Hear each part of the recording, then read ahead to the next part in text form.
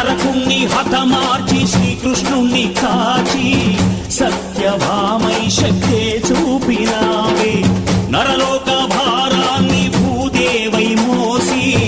సాటి లేని సహనం చాటినావే భద్రకాళి నిన్ను శాంతపరిచేందుకు రుద్రనేత్రుండు శివుడైన సరితూగునా బ్రహ్మకు మేధస్సు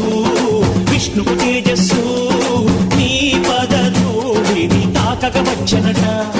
బ్రహ్మకు మేధస్సు విష్ణుకు తేజస్సు నీ పదధూళిని తాకక వచ్చనట నీ పదధూళిని తాకక వచ్చనట